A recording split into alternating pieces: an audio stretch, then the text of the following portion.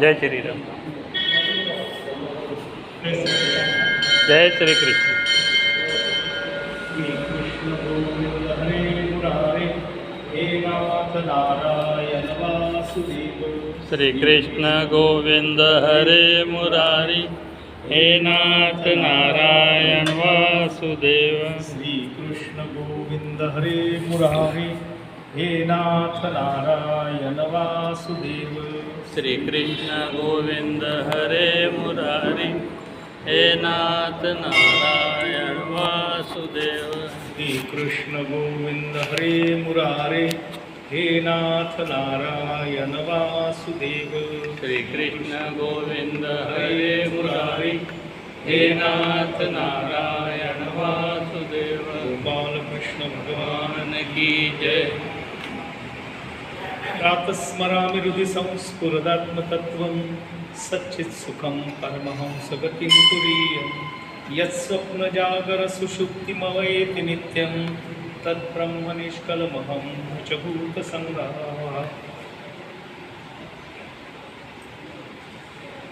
समचरणसरोजं सान्द्रनीलाम्बुदाभं जघननिहितपानिं मण्डनं मण्डनानां तरुणतुलसीमालां कज्जलं कञ्जनेत्रं सदयधवलहासं विठ्ठलं चिन्तयामि। कुण्डलीकवरदा हरिविठ्ठल श्री ज्ञानदेव तुकाराम पंढरीनाथ भगवान की जय।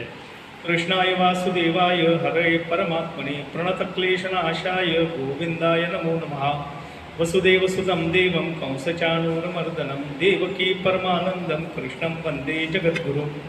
ब्रह्मानन्दं परमसुखदं केवलं ज्ञानमूर्तिं द्वन्द्वातीतं गगनसदृशं तत्त्वमस्यादिलक्ष्यम् एकं नित्यं विमलमचलं सर्वधी साक्षिभूतं भावातीतं त्रिगुणरहितं सद्गुरुं तन्नमामि। सद्गुरुनाथ महाराज की, गोपाल कृष्ण भगवान की जय। श्री कृष्ण। जय श्री कृष्ण। पिछले समय दूसरा अध्याय जो सांख्य योग का है वो पूरा हो गया था। अभी तीसरे अध्याय की ओर चलना है। तीसरा अध्याय जो है वो कर्मयोग का है और दूसरे अध्याय में जो ज्ञान योग सांख्य योग भगवान श्री कृष्ण जी ने अर्जुन को बताया, वह सब बताने के बाद अर्जुन के मन में कुछ आशंकाएं आई है, कुछ प्रश्न निर्माण हुए हैं और स्वाभाविक भी है, क्योंकि उसमें भगवान कहते हैं कि कर्म से बुद्धि श्रेष्ठ है, ज्ञान श्रेष्ठ है और ज्ञानी महात्मा जो होता है वो ज्ञानी महात्मा सब और परमात्मा का ही अंश दिखता है।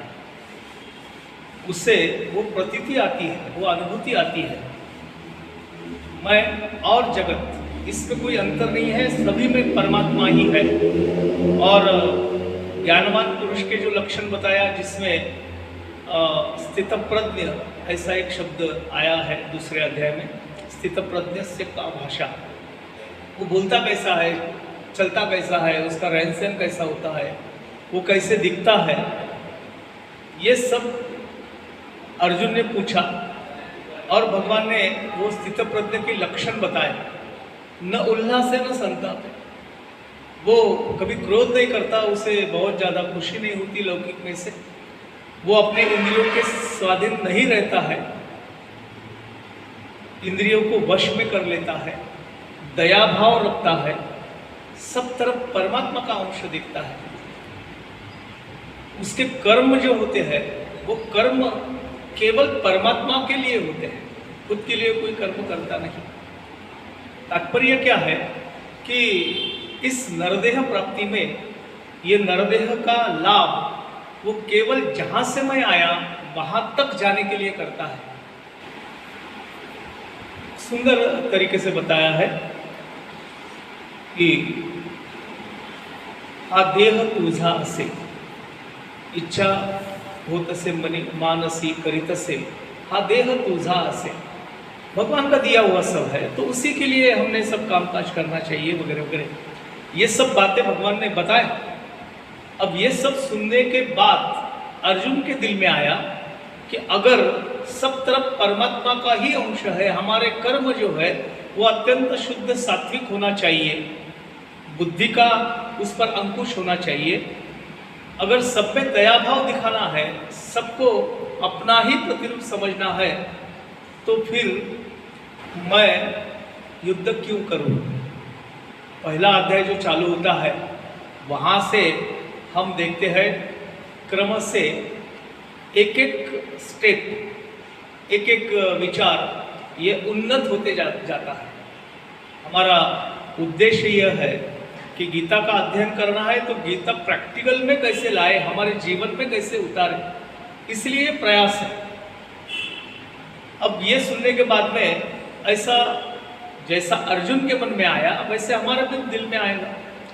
पिछले समय इसकी चर्चा थोड़ी सी प्रारंभ किए थे कि केवल परमात्मा का ही स्मरण करते रहे, केवल नामस्मरण ही करते रहे, 24 घंटे अगर मैं परमात्मा के सिवा दूसरा कोई मन में नहीं लाता हूँ तो फिर मेरा जो इस जीवन में जो इप्सित कर्म है उसका मैं क्या करूँ, वो कैसे करूँ? इसलिए अर्जुन के मन में आता है कि हे भगवान, अगर कर्म से बुद्धि अगर श्रेष्ठ है तो फिर ये हिंसा जैसे घोर पातक के लिए मुझे क्यों युक्त करना है? इसलिए अर्जुन के प्रश्न से ही इस अध्याय का प्रारंभ होता है। कर्मयोग नाम का यह अध्याय। अर्जुन उवाच जायसी चित कर्मणस्ते मतां बुद्धिर जनार्दन तत्किं कर्माणि घोरे मां नियोजयसि केशवः। इस पर ज्ञानेश्वर महाराज ने जो भाष्य किया है वो लगभग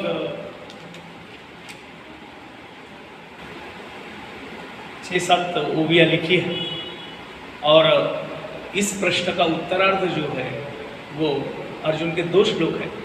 व्यामिश्रेणे व वाक्येन बुद्धिं मोह यसीव मे तदेकं वद निश्चित्य येन श्रेयो हम आप्नुयात्।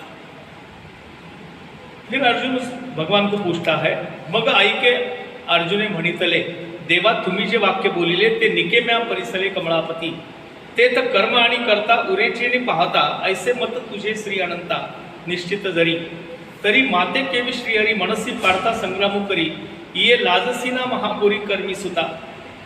ब्राह्मी स्थिति का वर्णन आपने जो किया है और बताया कि वह योगी जो है वो स्थित प्रज्ञ होता है, वह कभी कर्तव्य भाव अपनी तरफ लेता नहीं। हमारे जीवन में भी हम बहुत सारे कामकाज करते रहते हैं लेकिन उसमें हमारा अहम बड़ा प्रभावी होता है। ये काम मैंने किया, ये मेरे कर्तव्य से हुआ, इसके पीछे मैं हूँ। लेकिन ज्ञानी आत्मा जो ब्राह्मी स्थिति जिसको प्राप्त हुई वह सुख दुख में भी उसका चित्त कभी ढलता नहीं, अविचल रहता है। और ये सब बातें हे भगवान आपने मुझे बताया।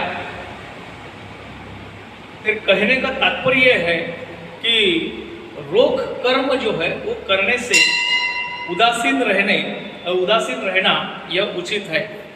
इसलिए वो शंका पूछता है कि भगवान जो आपने मुझे बताया वो मैंने पूरा श्रवण किया, लेकिन अगर ऐसी स्थिति मेरी प्राप्त हुई तो कर्म भी रहता नहीं, कर्ता भी रहता नहीं, तो फिर मुझे तू युद्ध करने के लिए उद्युक्त क्यों कर रहा है? वैसे देखा जाए तो युद्ध यह महाभयंकर ऐसा कर्म है, इसमें मुझे तू क्यों डाल रहा है? हागा कर्म तूचे अशेष निराकारसी निशेष तरी मज करवी हे हिंसक का करविसी तू? इतना बड़ा हिंसा का काम तू मुझसे क्यों करवा रहा है? तरी हेच विचारी ऋषिकेशा तू मानु देसी कर्मलेशा आणि ये सदनी है हिंसा करविता आमासी।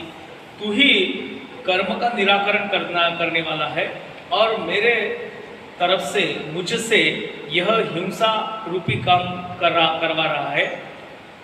कर्मलेश यानी पुरुष के बाद में उड़ता नहीं, रहता नहीं, ये आपने मान्य किया है, फिर इतनी बड़ी हिंसा मेरे से क्यों करवाना है?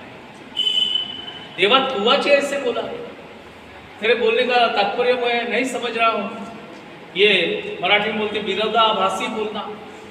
एक तरफ बोलता है कि कर्म कौन से करना कि जिसमें क्या कर्म का कर्मलेश नहीं उड़ेगा, और अब मुझे बोल रहा है कि कर्म करो और हिंसा करो।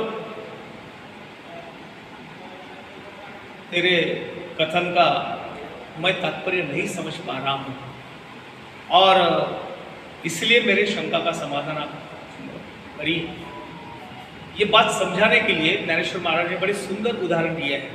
वैद्य पथ्य वारोनी जाए, कोई पेशेंट है, बीमार आदमी है, उसको उस समय में तो वैद्य जी होते हैं, तो वो नाड़ी परीक्षा करते थे, और नाड़ी परीक्षा करके फिर कुछ औषधि प्रयोग वो रोगी के बारे में लिख के बताते हैं, देते थे। लेकिन आयुर्वेद का एक बड़ा सरल ऐसा उपाय है कि जितनी दवाई होती है उससे ज़्यादा उसमें परहेज होते हैं। आयुर्वेद में परहेज होते हैं, और उसमें अनुपान भी होता है। कुछ दवाइयाँ ऐसी होती है वो दूध में लेने का है, कुछ घी में लेने की है, कुछ शहद में लेने की है, ऐसा रहता है, और बहुत सारे परहेज होते हैं। तो ज्ञानेश्वर महाराज कहते हैं कि वैद्य पथ्य वारोनी जाए, वो उन्होंने परहेज बताया, मगर जरी आपणोशी विषुस हुए, दवाई देने के बजाय वो अगर विष प्रयोग करता है तब तरी रोगिया कैसे नहीं जिए सांगे मजे। जिस वैद्य ने बीमारी दूर हटाने के लिए औषधि देना चाहिए वही पथ्य वगैरह सब बताता है, लेकिन विष प्रयोग अगर करता है, विष देता है, तो वो रोगी कैसे बचेगा। जैसे अंधड़े सुईजे आवाटा का माजवन दीजिए मरकटा, ये तो बात ऐसी हो गई। अंधड़े सुईजे आवाटा बोलता, अर्जुन बोलता है कि कोई अंधा आदमी है, उसको जानबूझ के कोई कठिन ऐसे मार्ग से भेजना जहाँ बहुत सारे अड़सर है, बहुत सारी कठिनाई है, ऐसे मार्ग से भेजना। या का माजवन दीजिए मरकटा, मरकट यानी बंदर, बंदर को अगर मद्य पिलाए तो क्या होगा। तैसा उपदेशो हा गोमटा ओढ़वला अम्मा। तेरा कहना मुझे ऐसा लग रहा है कि एक तरफ तो ऐसा बोलता है, दूसरी तरफ कर्म नहीं करने की बात करता है और मुझे हिंसा के लिए प्रवृत्त करता है। मुझे ऐसा लगता है कि किसी वैद्य ने दवाई देने के बजाय विष प्रयोग किया है, या अंधे को बहुत कठिन मार्ग से भेजा है, या फिर बंदर को मद्य पिलाने जैसा होगा। तेरा उपदेश का मुझे तात्पर्य नहीं समझ में आ रहा। मी आधीच काही नेने तरी कवळीलो मोहे। वैसे देखा जाए तो मैं कुछ जानता नहीं, मुझे बहुत सारा समझ नहीं आता है, और उसके ऊपर ये मोह मुझे बड़ा हावी हो गया है। इन सबको देख के मेरा विवेक भ्रष्ट हो गया है। कृष्णा विवेकु या कारण पुसिला तुझ, इसीलिए मैं तुझे पूछ रहा हूँ कि मैंने क्या करना चाहिए। तब तुझी एक एक नवाई, लेकिन तेरा तो सब अजब काम है। हे तब उपदेशा माझी गोवाई तरी अनुसर लिया काही ऐसे कीजिए, लेकिन तेरी बात तो अजब ही है। सरल मार्ग बताने के बजाय तू मुझे और उलझन में डाल रहा है, मैं क्या करूं। पहले ही हमने इसके बारे में बताया था गीता के कि भगवान ने अभी बोलना स्पष्ट रूप से चालू नहीं किया है, उपदेश अभी गीता का नहीं है। यहाँ से अर्जुन ने शंका पूछी, इसलिए अर्जुन को दिल में आई हुई जो शंकाएं है उसका समाधान करने के लिए भगवान तीसरे श्लोक में बताते हैं। लेकिन वहाँ भी तीसरे श्लोक में भी भगवान ने कोई उपदेश नहीं किया है। आम्ही तनु मनु जीवे तुझिया बोला ओटंगावे आणि तुवाचे ऐसे करावे आणि सरले। दूसरे अध्याय के 11वें श्लोक से फिर चालू हुआ। अब दूसरे अध्याय के 11वें श्लोक से आखिरी तक भगवान ने बुद्धि योग बताया। अब कर्मयोग की बात भगवान बता रहे हैं।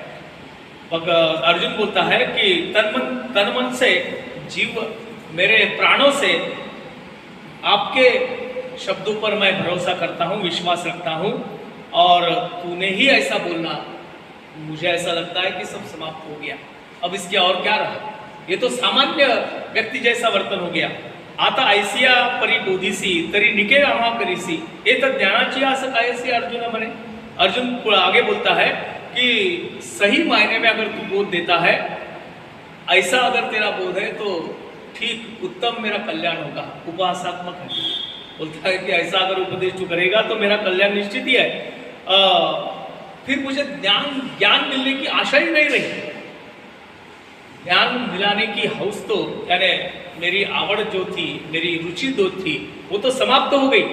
और जरा मेरा मन स्थिर हो रहा है ऐसे देख के तूने फिर से ये बात कही तो मैं बहुत सारे क्या उलझने मेरे दिल में तैयार हो गई।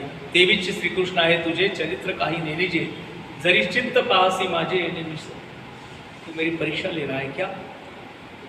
कहते हैं कि तेरा चरित्र जो है बड़ा क्या अटपटा है, और तेरे इन शब्दों से मैं और उलझन में गिरा हूं। तो मुझे ऐसा लगता है कि तू मेरी परीक्षा देख रहा है। ना तरी जगवी तू आम्हासी माते कि तत्वची कथिले ध्वनिते हे अगामिता निरुते जाणवे ना। तू जानबूझ के मुझे उलझन में डाल रहा है या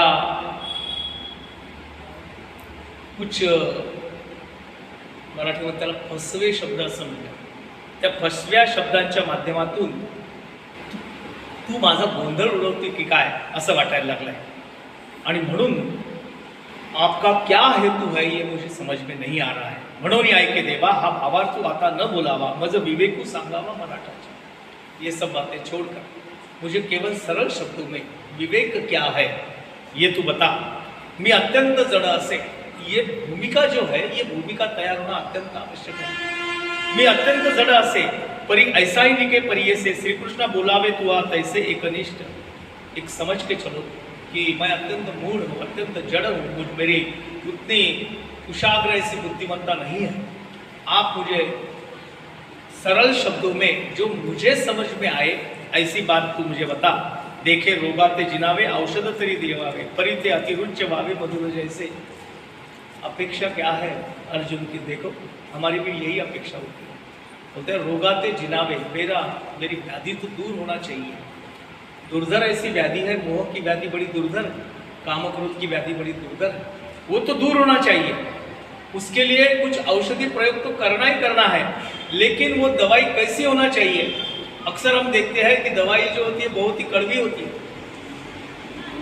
इसीलिए दवाई देते समय वो अनुपान की योजना की रहती है कि कुछ दवाइयाँ शक्कर की या पीटी शक्कर में देने की वगैरह। शर्करा व गुंठन जिसको कहते हैं, अपने यहाँ कैप्सूल्स आते हैं। कैप्सूल का ऊपर का जो आवरण होता है वो ग्लूकोज का होता है, अंदर उसके अंदर जो पाउडर होती है वो अत्यंत कड़वट होती है, कड़ू होती है। तो मुझे ऐसी दवाई दो कि जो अच्छी लगे, मधुर। बोलते हैं कि परिते अतिरुच्य भावे मधुर जैसे। मुझे बार बार वो दवाई खाने की इच्छा हो, ऐसा कुछ औषधि मुझे दो। तैसे सकलार्थ भरित तत्व सांगावे उचित, परी बोधे माझे चित्त जया परी। सब तेरे कहने का तात्पर्यार्थ जो है वो मुझे सरल शब्दों में समझ में आए, ऐसा कुछ बोध तू मुझसे कर। देवा तुझा ऐसा निजे गुरु आणि आरती धनी का न करू, एत भीड़ कवनाची धरू माय तू माया आमची। अब देखा जाए तो ये ज्ञानेश्वर महाराज की बड़ी खूबी है। जब भी तात्पर्यार्थ कहने के लिए प्रारंभ करते हैं उसके पहले भूमिका बांधते हैं। अर्जुन ने शंका तो पूछी और बाद में अर्जुन खुद बोलता है कि मैं आपके शरण आया हूँ, और अगर आपके पास में भी कुछ पूछने का धैर्य अगर न धरूं तो मेरा समाधान कौन करेगा? तू ही मेरा प्रिय है। अगर कामधेनु ते दुभते, तू मेरे लिए कामधेनु है। और दैवे जाहले जरी आपयते तरी कामनेची का ते बानी कीजिए। अब जब कामधेनु जैसा तू मेरे पास है तो जो इच्छा मन में है, जो प्रश्न है वो तुझे ही पूछना चाहिए, क्योंकि यहाँ अगर मैं संकोच करूं तो फिर मेरा समाधान कहाँ से होगा? जरी चिंतामणि हाथा से घड़े। बहुत सारी उदाहरण देने का ज्ञानेश्वर महाराज का एक क्या स्वभाव है। बोलते हैं कि चिंतामणि हाथ में आया तरी वांजेचे कवन साकडे। फिर कोई ऐसी इच्छा नहीं रहती कि जो पूरी ना हो जाए। का आपुले नहीं सुरवाड़े इच्छावे ना। इसीलिए चिंतामणि अगर हाथ में आया तो जो मन में आया वो सब उससे मांग लेना, यही सही मायने में धर्म है। देखे अमृत सिंधू ते ठाकावे मग तहाना जरी फुटावे तरी साया सुका करावे मागिल ते। अरे सामने अमृत सिंधु है, जितना चाहे उतना वो ले सकते हैं, तो फिर अमृत के लिए इधर उधर दौड़ना क्या, तेरे पास सब कुछ है। तैसा जन्मांतरी बहुती उपासिता लक्ष्मीपति तू दैवे आज आती जावला से ते, बहुत जन्मों के पुण्य से तू मेरे हाथ में आया है, मेरा निकटस्थ हुआ है। अगर यहाँ पर अगर मैं संकोच करूं तो फिर कहाँ से मेरी इच्छा पूरी होगी। तेरी आपुलिया सवेशा कान मागविसी परेशा देवा सकाळू सुकाळू हा मानसा पाहला असे। तेरे पास में जो मुझे चाहिए वो मैं मांग सकता हूँ। तात्पर्य क्या है, अर्जुन की भूमिका ज्ञानेश्वर महाराज मानते हैं। वैसे देखा जाए तो 2 श्लोक आए थे, लेकिन यहाँ अर्जुन की मनस्थिति क्या है ये बताकर फिर अर्जुन क्यों ऐसा उसको पूछता है ये बताते हैं। जैसे मातेच्या ठाई अपत्या अनवसरू नाही स्तन्या लागुनी पाही जिया परी, तैसे देवा तुते खुशी जतसे आवडेते आपुलेने आरते कृपानिधी, तरी पारत्रिकी हित आणि आचरिता तरी उचित ते सांगे एक निश्चित पार्थू म्हणे। छोटे बालक को स्तनपान करने के लिए कोई समय का बंधन नहीं होता है। जब उसको भूख लगती है तब वो माँ की ओर दौड़ता है और माँ भी उसे स्तन्य देती है। वैसे जब भी मेरे मन में कोई आशंका हो, कुछ दुमत हो, तो मैं आपसे ही पूछूंगा और मुझे ये पक्की खातरी है, पक्का विश्वास है कि मैंने कुछ भी पूछे तो तू बिल्कुल गुस्सा नहीं करेगा, मेरे प्रश्न का उत्तर देगा, मेरा समाधान करेगा। अब भगवान यहाँ से बोलना प्रारंभ करते हैं। श्री भगवान उवाच लोकेस्मिन् द्विविधा निष्ठा पुरा प्रोक्ता मया ज्ञान योगेन सांख्यानाम कर्म योगेन योगिनाम। अर्जुन का यह बोलना सुनकर भगवान बोलते हैं कि लोकेस्मिन् द्विविधा निष्ठा, 2 तरह के लोग होते हैं। एक तो सांख्य योगी जो हो गए, योग के माध्यम से मुझे प्राप्त करते हैं, और दूसरे जो होते हैं ज्ञान योगेन सांख्यानाम कर्म योगेन योगिनाम, और योगी लोग जो होते हैं वो कर्म योग से मुझे प्राप्त करते हैं। इसीलिए जे बुद्धि योगु सांगता सांख्य मत संस्था प्रकटिली स्वभावता प्रसंगे आम्ही, तो उद्देश तू नेनसीची म्हणून क्षोभला शिवायाचे तरी आता जान म्याची उक्त दोन्ही। देख मैंने तुझे ये सांख्य योग बताया और उसमें सांख्य योगी का जो आचरण है उसके बारे में बताया। इसलिए मुझे ऐसा लग रहा है कि मैं कुछ गलत बता रहा हूँ या दुविधा में डाल रहा हूँ, तरी आता जान म्याची उक्त दोन्ही, वो दोनों ही मैंने ही कहा है, मेरे मन में कोई दुविधा नहीं है। ये अवधारी वीरश्रेष्ठा ये लोकी या दोन्ही निष्ठा मजेची पासून प्रगट अनादि सिद्धा, ऐसे ये 2 प्रकार जो है वो मुझे से ही प्रारंभ हुए हैं। तुझे कोई शंका लेने की जरूरत नहीं। एक ज्ञान योगी मनीजे जो सांख्य अनुष्ठीजे, सांख्य मत वाले जो है वो ज्ञान योग की आराधना करते हैं। जे तो ओळखी सवे पवित्र तद्रूपता, और इस योग का आचरण करते हुए ज्ञान योगी जो है वो वही ज्ञान योग से सांख्य योग से परमात्मा स्वरूप की पहचान कर लेते हैं, और उनकी जो जानियो होती है वह परमात्मा स्वरूप में लीन हो जाती है। एक कर्म योग जान, अभी इस अध्याय का जो मुख्य विषय है उसमें प्रारंभ करते हैं। एक कर्म योग जान जेत साधक जन निपुण होऊन या निर्वाण पावती वेळे, हे मार्गू तरी दोन्ही परी एकवटते निदानी, जैसी सिद्ध साध्य भोजनी तृप्ति एक। ये 2 मार्ग दिखते हैं, अलग अलग दिखते हैं, लेकिन अंततो गत्वा ये दोनों एक ही जगह मिलते हैं। चाहे जो भी मार्ग से अनुसरण करने की चाहो तो भी वह मार्ग मेरे पास ही आके मिलता है। उदाहरण देके ज्ञानेश्वर महाराज बोलते हैं कि जैसी सिद्ध साध्य भोजनी तृप्ति एक, भोजन जो होता है 2 प्रकार का, सिद्ध और साध्य। सिद्ध यानी जो बिल्कुल तैयार है, मतलब फल है या कुछ गोरस है, वो क्या जैसे फल क्या कुछ उसको पकाने की वगैरह जरूरत नहीं रहती, खाने से अपनी भूख मिटती है। और दूसरा साध्य भोजन है जिसको पकाना पड़ता है। 2 अलग अलग प्रकार के अन्न होते हैं, लेकिन कोई भी अन्न सेवन करो तृप्ति तो एक ही है। फल खाने से भी पेट भर जाता है, और साध्य भोजन जो है जो पका के खाना है उससे भी तृप्ति ही मिलती है। का पूर्वापार सरिता, दूसरा सुंदर उदाहरण दिया है, का पूर्वापार सरिता भिन्ना दिसती पाहता मग सिंधू मिळणी ऐक्यता पावती शेकी। नदी अलग अलग दिखती है, गंगा जी है, जमुना जी है, नर्मदा जी है, लेकिन ये नाम उनके अलग अलग नाम जो है जब तक वो सागर में नहीं मिलती तब तक उनकी अलग अलग पहचान होती है। एक बार सागर में मिल गई तो हमें ये पता नहीं चलता कि कौन सी गंगा, कौन सी यमुना, कौन सी नर्मदा, ये ऐक्य हो जाता है। तैसे दोन्ही मते सुचिती एका कारणाते परि उपास्थिते योग्यते अधीनासे, ये दिखने को अलग अलग दिखते हैं लेकिन दोनों मार्ग एक ही जगह मिलते हैं, वहां पे कोई भेद नहीं होता, अंतर नहीं होता। तैसे देख पा विहंगमते अधिष्ठुनी ज्ञानाते सांख्य सत्य मोक्षाते आकळिती येर योगीय कर्माधारे विहितेची निजाचारे पूर्णता अवसरे पावती होती। तो इसके लिए मन में कोई शंका न रख के तू ये बात पक्की समझ कि दोनों ही मार्ग मैंने ही बताया है और दोनों मार्ग का साध्य जो है वो एक ही है। न कर्मणा मनारंभान नैष्कर्म्य पुरुषो श्नुते न च संन्यासना देव सिद्धिम समधिगच्छति वाचोनी कर्मारंभ उचित न करिताची सिद्धवत कर्म ही निश्चित हुई जेना। अब यहाँ से सही मायने में कर्मयोग का विश्लेषण जो है वो चालू होता है। जो विहित कर्म है, अभी अपने दिल में शंका आई थी कि फिर 24 घंटे अगर मैं ज्ञान योग की साधना करूं या भक्ति करते रहूं तो मेरे कामकाज छोड़ के अगर मैं करूं तो वहाँ से निष्कामता नहीं आने वाली। भगवान कहते हैं जो विहित कर्म कर्तव्य है वो तो हमें करना ही है। कर्म शून्यता अगर हमें प्राप्त करना है तो कुछ काम या कर्तव्य मैंने स्वीकारा ही नहीं तो निष्काम कर्मयोग होगा क्या? यह बात महत्वपूर्ण अर्जुन के दिल में है।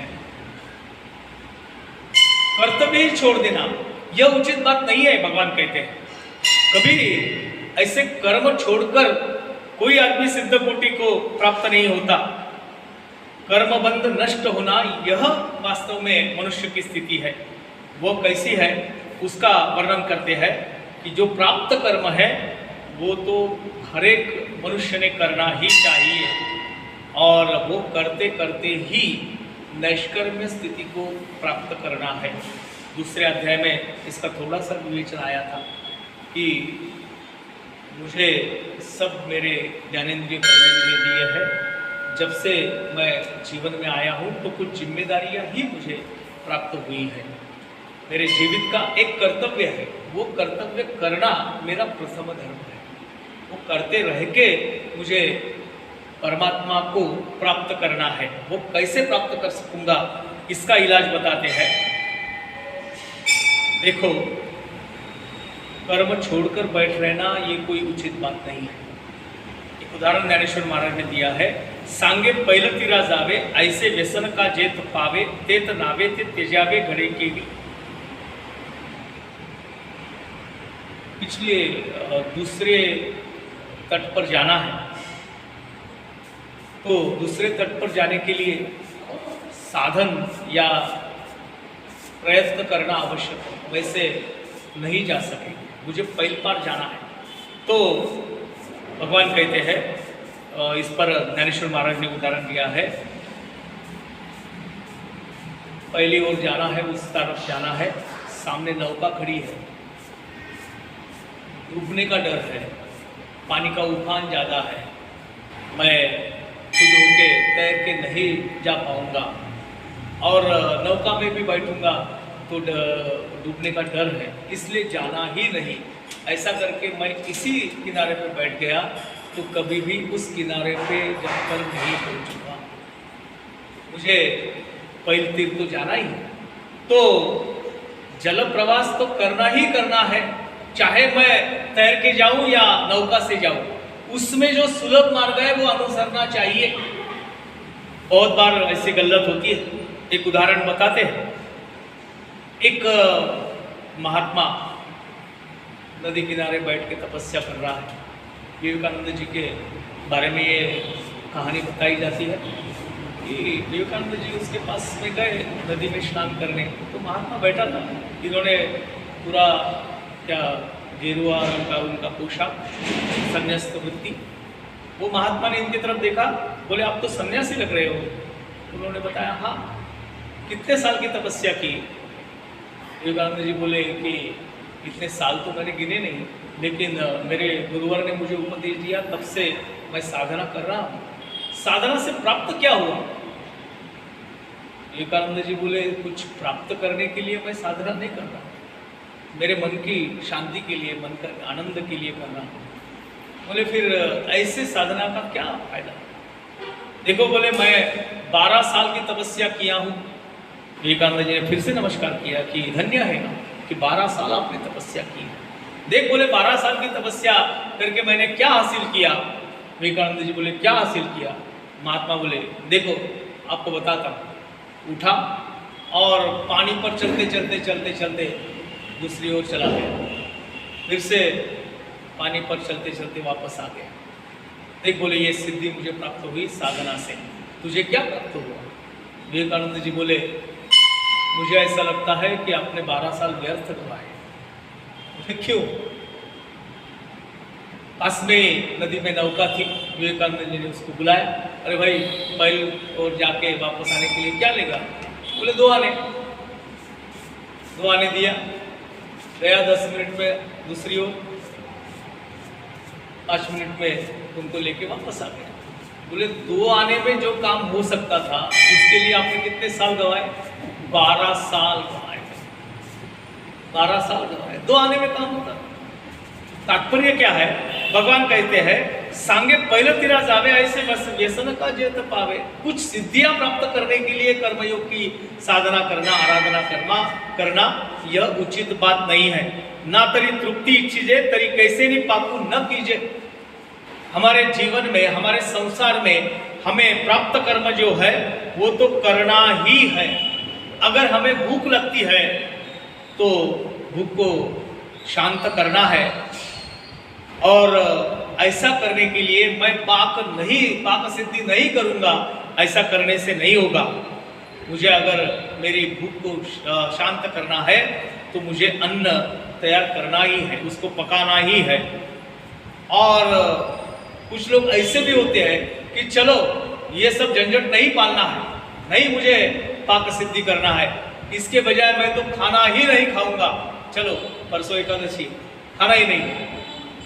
ऐसे करने से भी नहीं चलेगा। भगवान के कहने का तात्पर्य देखो कि इस नरदेह में हम आए हैं, मनुष्य जन्म में आए हैं, तो मनुष्य जन्म के प्राप्त कर्म जो है वो करना ही है।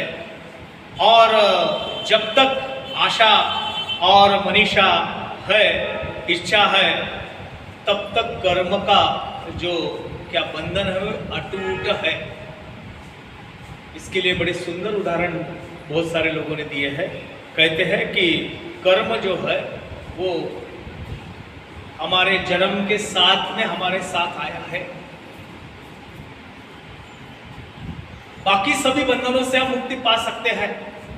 चलो मान के चलो कि ज्ञान नहीं प्राप्त किया चलेगा, हमारा जीवन कोई अधूरा नहीं रहेगा, ज्ञानवान नहीं है, नहीं ज्ञान प्राप्ति की, लेकिन फिर भी हमारा जीवन चल सकता है। नहीं हमने योग साधना की तो हमारा जीवन यापन हो सकता है, लेकिन कर्म के बिना आदमी नहीं रह सकता। कर्म तो करना ही करना है। जब से पैदा हुआ तब से कर्म हमारे पीछे लगा है, इसीलिए कर्म बंधन नहीं छूट सकता। कहते हैं कि जब तक हमारा जीवन है तब तक कर्म करना ही है। जब भी तृप्ति, आत्मतृप्ति जहाँ होगी तब जाके वह कर्म रुक जाता है। अब इसके लिए थोड़ी उदाहरण लेके बताना जरूरी है। ऐसा बोलते हैं कि जितने भी भोग है वो भोग कर त्यागना चाहिए, नहीं तो वासनाएं शिल्लक रहती है। एक बार ये भी गीता में कहा गया कि हमने प्रत्यक्ष कर्म किया नहीं किया तो भी मन में अगर शंका आ गई तो भी कर्म करने का फल प्राप्त होता है। मन में भी इच्छा धारण की।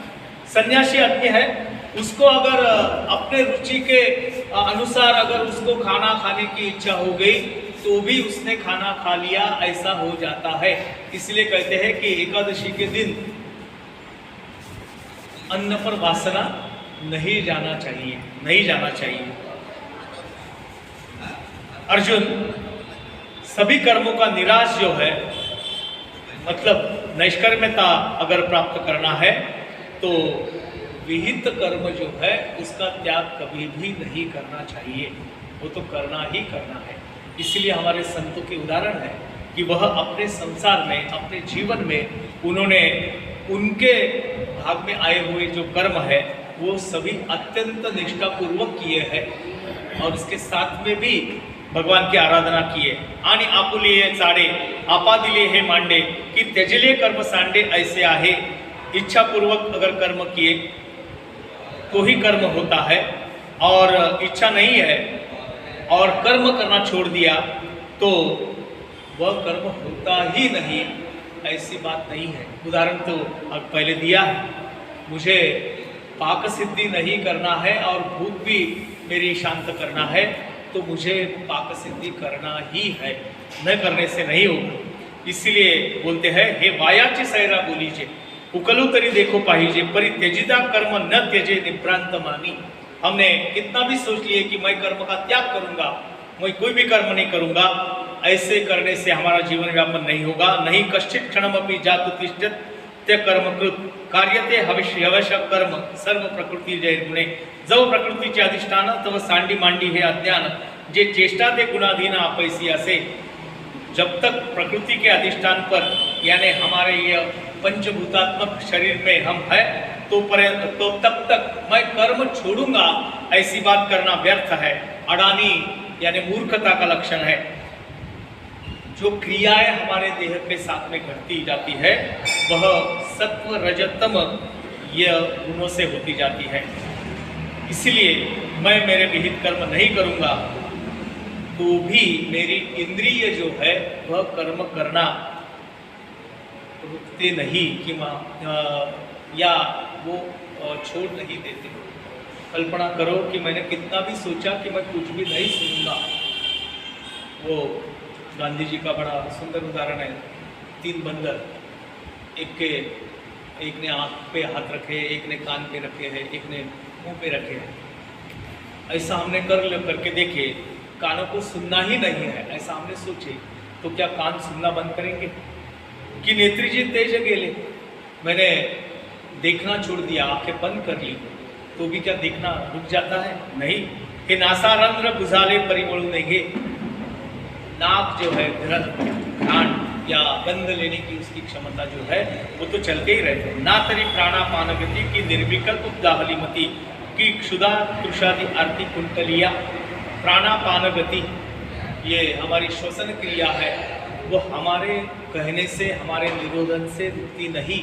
अगर रुक जाएगी तो हम बताने के लिए शिल्लक नहीं रहेंगे, बचेंगे नहीं। कि निर्विकल्प जाहली मति, हमने सोच लिया कि मति में कोई विचार नहीं आने का, निर्विकल्प रहने का, लेकिन ऐसा होता है क्या? ये सोच के देखने की बात है। एक कल ही मैंने कुछ आर्टिकल पढ़ा, उसमें एक बात कही गई कि कौन सा एक ऐसी स्थिति मेंदू अपने मस्तिष्क की होती है कि जहाँ वो तो काम करता ही है, हमारा मस्तिष्क जो है काम करना, उसका विचार जो है वो चलते ही रहते हैं, लेकिन कुछ समय ऐसा हमें लगता है कि चलो सब जितना भी मैंने सोचा था सब पूरा हो गया, अब रिलैक्स मूड है, तो मस्तिष्क काम करना छोड़ देता है क्या? नहीं, उसका तो काम करना अविरत चालू ही रहता है। कहते हैं कि निर्विकल्प जाहली मति, मति जो है निर्विकल्प कभी नहीं होती है। और वैसा ही हम अगर नरदेह में आए हैं तो क्षुधा तुषादि आरती कुंडलिया, हमारी भूख प्यास ये कभी भी मिट्टी नहीं, वो आती ही है। एक तुकाराम महाराज ने कहा है, बहु झाला उपवासी माध्यान्हसी तोंडवासी। ठान लिया उसने कि मुझे भगवान की तपस्या करना है, कुछ भी निराहार रहूंगा, कुछ भी नहीं खाऊंगा, लेकिन एक समय ऐसा आता है कि उसको भूख तो लगती है और उसके लिए चाहे जो भी करना पड़े अपने पेट पालने के लिए, कुछ भी करने के लिए वो उद्युक्त होता है। हे स्वप्नावो बोधू ठेले की चरण चालू विसरले, हे असो काय निमाले जन्म मृत्यू। नींद लगना, नींद से जागृति आना, यह बात रुकी है, कभी भी नहीं रुकती। कभी ऐसा हुआ है क्या कि पैर ने चलना ही भूल गए? ऐसा कभी होता नहीं। और उसी तरह से भगवान कहते हैं, अब तत्व बताते हैं, जन्म लेना और मृत्यु आना, यह बातें हमने सोच के नहीं रुक सकती, वो कभी भी नहीं रुकने वाला ऐसा चक्र है। कर्म पराधीनपणे निपजत से प्रकृति गुणे, येरी घरी मोकली अंत करने पाहिजे वाया। यह कर्म जो है प्रकृति के गुणानुसार परतंत्र समान होते जाता है, उसके हम क्या नियंत्रण करता हम नहीं होते। हमने कर्म धारण किया या हमने छोड़ दिया, यह कहना व्यर्थ है। करने वाले हम नहीं है, वो शरीर की क्रिया जो है वो होती ही रहती है, हमारा उस पर कोई नियंत्रण नहीं होता। एक बात को बड़ी सुंदर उदाहरण दिया है, देखिए रथी आरूढीचे मग निश्चला बैसीजे तरी चला कोणी इंडीजे परतंत्र। भारत का उदाहरण दिया है। अब हम हमारे वाहनों का उदाहरण लेते हैं। बस में बैठ गए, टिकट विकट निकाल के, हम तो चलते नहीं, लेकिन टिकट लेके बस में चढ़ गए नागपुर में, भंडारा से, तो नागपुर तो पहुंच ही जाते हैं। पहुंचते नहीं पहुंचते हमने कुछ किया है नहीं किया है, लेकिन बस तो चलती है।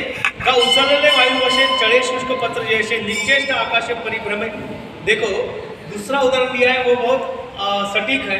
बोलते हैं कि जो शुष्क पत्र है, सूखा पत्ता जो है पेड़ का, वह का अभी धूपकाले में जंगल में अगर गए तो बहुत सारी पत्तियां गिरी हुई दिखती है।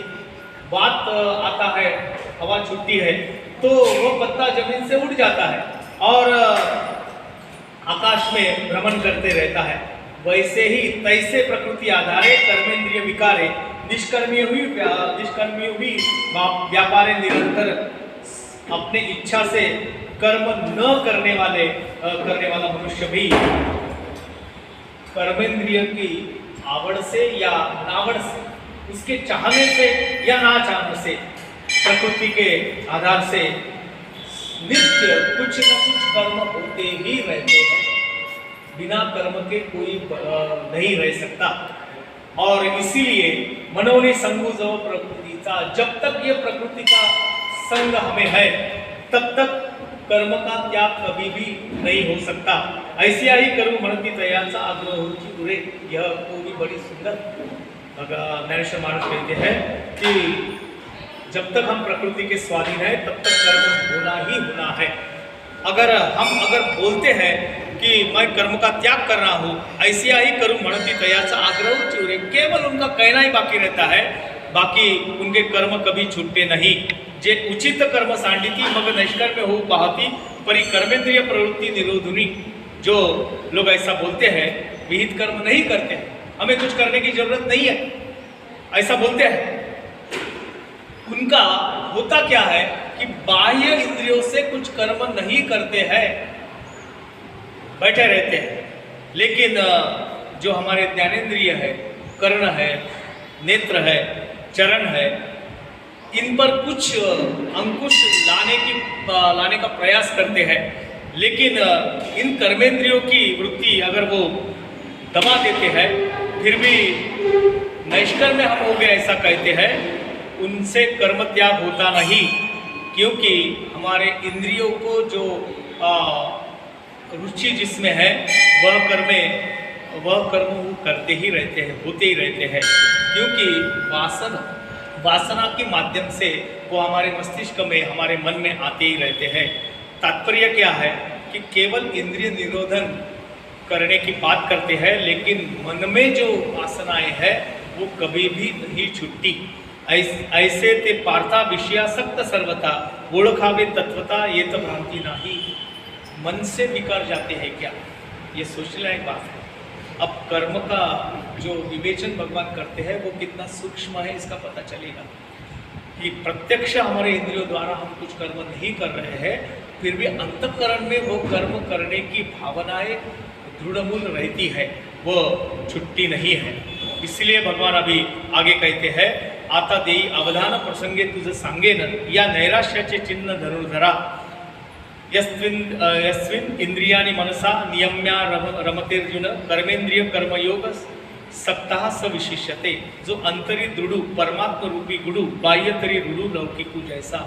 लेकिन अभी निष्कर्म स्थिति क्या है उसका वर्णन करते हैं। वो बोलते हैं कि जो मनुष्य दृढ़ बुद्धि का है वह परमात्मा चिंतन में लीन रहता है, लेकिन हमारे व्यवहार में जो इतर लोग रहते हैं, सर्वसामान्य लोग जो रहते हैं, वैसे ही वर्तन वो करता है।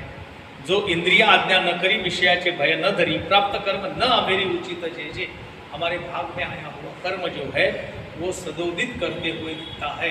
इसीलिए ऐसा बोलते हैं कि संत कोई अलग नहीं होते हैं, हमारे जैसे ही वर्तन करते हैं, लेकिन उस वर्तन में उस कर्म में उनकी कोई आसक्ति नहीं रहती। तो कर्मेंद्रिय कर्मी राहटता तरी नियमी परी तेथीचे उर्मी झाकोड़ीना, वह जरूर कर्म करता है, प्रकृति सुलभ कर्म उनके होते ही है, लेकिन उसमें खुद को उसमें ढालता नहीं है, वो खुद मन से या आसक्ति से उसमें रत नहीं होता है। और दूसरी बात यह है कि मन में उठने वाली जो उर्मियाँ है, तरंग है या क्षोभ है, उसमें भी वह कभी भी उसमें लीन होता नहीं है। तो कामना मात्रे न घेपे, वो मन की कामना के तरफ नहीं दौड़ता है, मोह बड़े न लिपटे, उसको किसी चीज का मोह नहीं पड़ता है। जैसे जड़ी जड़े न शिंपे पद्मपत्र, बार बार ये उदाहरण आता है कि उसका वर्तन कैसे होता है कि जड़ी जड़े न शिंपे, पानी में रहकर भी कमल पत्र पर पानी नहीं टिकता, वैसे उसके कर्म होते हैं। संसारी असावे असोनी नसावे, तुकाराम महाराज ने कहा है कि संसारी असावे असोनी नसावे, संसार में है लेकिन संसार में लिप्त नहीं है, उसको कोई मोह नहीं है, उसको कोई आशा नहीं है, वह जो कर्म अपने भाग में आया है वो करते रहता है। तैसा संसार का माझी असे सकला सारिका दिसे, तो संसर्ग में है, कर्म बंधन वो पालता है, संसार में रहता है, अपनी सांसारिक जिम्मेदारियां जो है पूरी करता है। जैसे तोये संगे आभासे भानुबिंब, दूसरा उदाहरण बहुत ही उससे भी आगे चढ़कर उससे भी बड़ा उदाहरण किया है कि भानुबिंब यानी सूर्य का प्रतिबिंब जल में पड़ता है, लेकिन जल से कभी लिंपित नहीं होता है, वो दिखता है, सूरज ही दिखता है। पुराने जमाने में ऐसा होता था कि आईना जिसको दर्पण बोलते वो नहीं होता था, पानी में प्रतिबिंब दिखते थे। वैसे सूरज अगर उग आया तो पानी में उसका प्रतिबिंब दिखता है, वो प्रकाशमान हो जाती है सब धरा। एक बार ये भी उदाहरण आया था कि सूर्य के प्रकाश से सब व्यवहार चलते हैं, लेकिन सूर्य उसमें कोई भी हिस्सा नहीं लेता, वो बाजू में रहता है या अलिप्त रहता है। वैसा ही यह महात्मा जो होता है, नैष्कर्म स्थिति जिसको प्राप्त करना है, वह कभी भी ये संसर्ग में लिप्त नहीं होता, वो अलिप्त रहता है। ये अवस्था हमारी आए, ऐसी हमारी धारणाएं हो, यह बात कहने के लिए तीसरा अध्याय है कि हमसे कोई कर्म न छूटे, सांसारिक हमारी जिम्मेदारी जो है वो पूरी होना चाहिए, फिर भी हमारी वृत्ति उसमें क्या लीन होना नहीं चाहिए। इसीलिए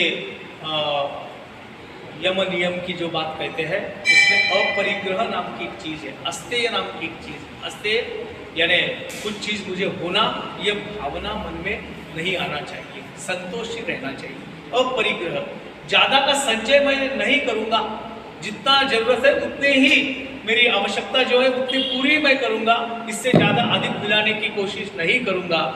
यह संतोष वृत्ति से, समाधान वृत्ति से अगर हमारे कर्म होते हैं तो वही नैष्कर्म्य की तरफ आदमी को ले जा सकते हैं, ऐसा भगवान कहते हैं। यहाँ हम विराम करेंगे, कुछ बताना है, पूछना है तो पूछ सकते हैं। 7वां श्लोक हमारा हो गया उसका विवेचन, इसके बाद में 8वें श्लोक से हम प्रारंभ करेंगे।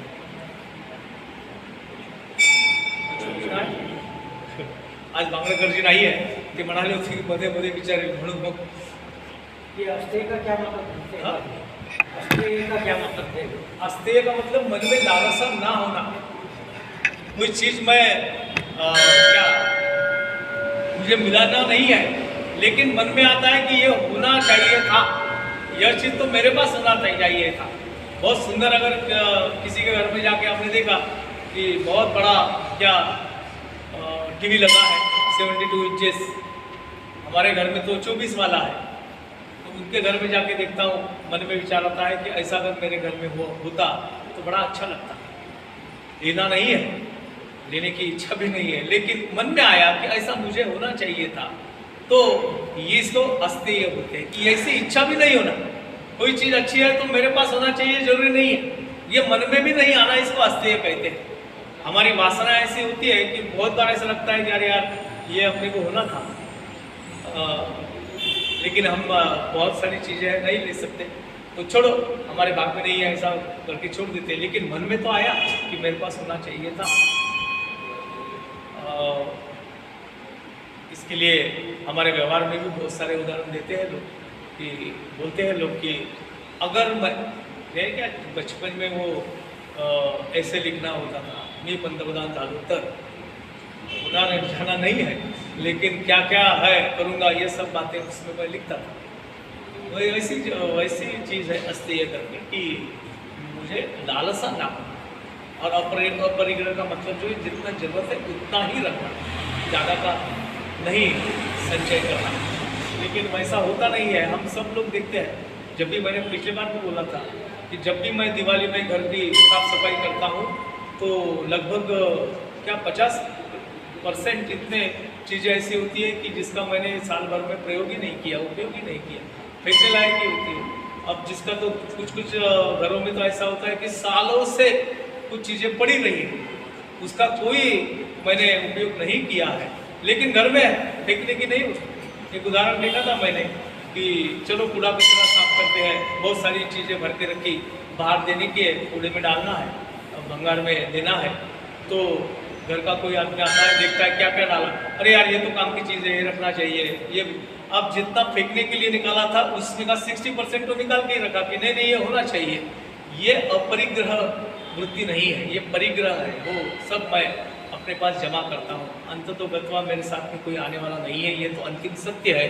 लेकिन मेरा मोह जो है वो सब जमा करने की इच्छा करता है। इसीलिए कर्म बंधन हमें बहुत दृढ़ता से पकड़ के रखता है। इससे छूटना ये बड़ी क्या तपस्या ही है एक प्रकार की। यही निष्काम, आगे उसका वर्णन और ज़्यादा है। तो देखते हैं, नाम संकीर्तनम यस्य सर्व पाप प्रणाशनम प्रणामो दुःख शमनः तन्नमामि हरिं परम। नाम संकीर्तनम यस्य सर्व पाप प्रणाशनम प्रणामो दुःख शमनः तन्नमामि हरिं परम। नाम संकीर्तनम यस्य सर्व पाप प्रणाशनम प्रणामो दुःख शमनः तन्नमामि हरिं परम। गोपाल कृष्ण भगवान की जय। जय श्री कृष्ण। जय आरती करें। एक आरती करेंगे। एक सूचना, एक निवेदन करना है कि ये निमगांव जो है अड्याल रास्ते में संजय जी का पुणे का वहाँ फार्म हाउस है, वहाँ उन्होंने एक भागवत शिक्षण संस्था का प्रारंभ किया है। अपने खेत में ही बहुत सारी जगह उन्होंने दी है, अलग अलग विद्यार्थियों को रहने के लिए निवास स्थान, पाकशाला, सभागृह, क्लासरूम्स, ये सब व्यवस्था उन्होंने वहाँ की है। वहाँ एक शिविर अभी चल रहा है, 9 तारीख तक है, और 9 तारीख को उसका लोकार्पण होने जाता है। पत्रिकाएं मैं लाऊंगा तो दूंगा, लेकिन हमारे जिले में एक भागवत शिक्षण संस्था प्रारंभ हो रही है, यह बड़ी खुशी की बात है। वहाँ आळंदी से कुछ पढ़ाने वाले शिक्षक आए हैं, वो ये भागवत संप्रदाय की दीक्षा स्नातकों को देंगे। तो अभी शिविर चल रहा है, कुछ अगर विजिट करना है तो जरूर कर सकते हैं आप। इसलिए ये उन्होंने मुझे बोला था मैसेज देने के लिए, आपकी तरफ से पहुँचा। पत्रिका को व्हाट्सअप कर दें, पत्रिका व्हाट्सअप कर दें।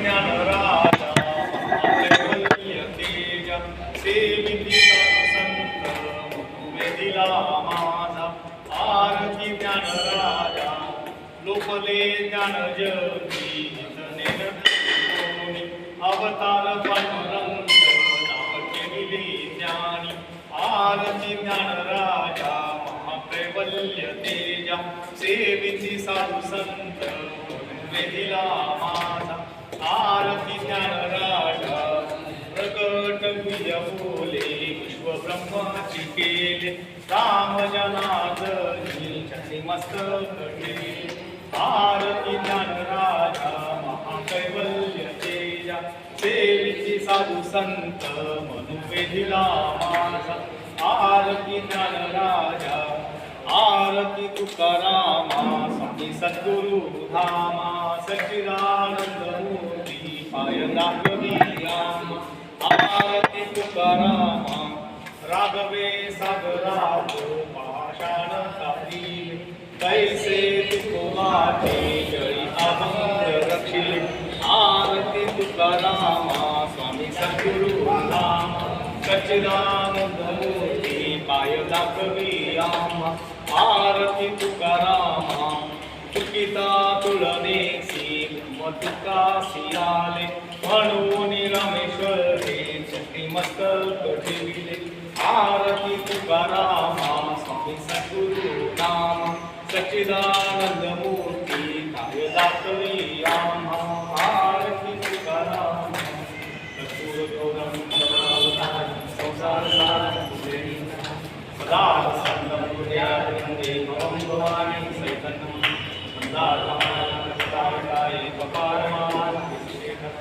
दिगंबराय दिव्यांबराय नमः